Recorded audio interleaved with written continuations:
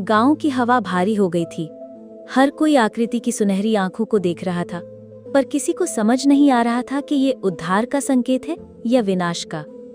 वृद्धा कांपते हाथों से जमीन पर बैठ गई। उसकी आंखों में डर से ज्यादा एक अजीब सुकून था।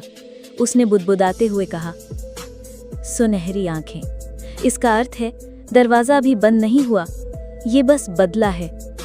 गांव वाले सहम गए। दरार तो गायब हो गई थी, पर उसकी जगह मिट्टी पर सुनहरी लकीरें उभर आई थीं, मानो धरती ने किसी नए रास्ते की नक्शानुमा रचना खुद बना दी हो। आकृति स्थिर खड़ी रही। उसके शरीर से अब धुंध ही नहीं बल्कि हल्की गूंज भी उठ रही थी, जैसे किसी मंदिर की घंटियां, पर उनमें एक कड़वाहट भी थी। गांव के एक युवक ने साहस बटोर कर कहा, अगर तू हमसे ही जन्मा है तो हमारी तकदीर का मालिक तू नहीं, हम खुद हैं। ये सुनते ही आकृति के चारों ओर घूम रही परछाइयां अचानक रुक गईं। वो युवक की ओर मुड़ी और धीरे धीरे उसके शरीर में समा गईं। उसकी आंखें काली हो गईं। वो मुस्कुराया, पर वो उसकी मुस्कान नहीं थी, वो किसी और की थी। गांव में सन्नाटा फैल गया। लोग समझ गए कि फैसला अब सिर्फ आकृति के हाथ में नहीं रहा, कुछ और भी जाग चुका है। आकृति ने सोने जैसी रोशनी से चमकती लकीरों की ओर देखा। उसकी आंखों की सुनहरी चमक उस लकीर से टकराई और अचानक लकीरें जीवित हो उठीं।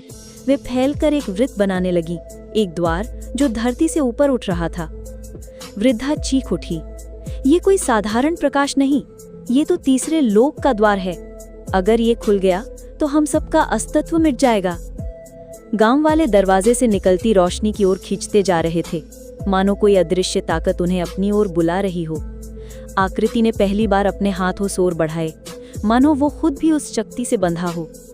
उसकी आंखें कांपने लगी। सुनहरी चमक के भीतर नीली और काली परछाइयां फिर से जाग उठी। किसी ने चीख कर कहा, ये तो अब खुद अपने अस्तित्व से लड़ रहा है। और सच में आकृति का चेहरा अब 3 हिस्सों में बढ़ता दिख रहा था। एक में साध्वी की शांति, दूसरे में आर्यन का जुनून और तीसरे में साधक का अंधकार। द्वार पूरा खुलने ही वाला था और तभी घाटी में फिर वही बच्चों की हंसी गूंजी, पर इस बार वो इतनी पास से आई कि हर कोई कांप उठा।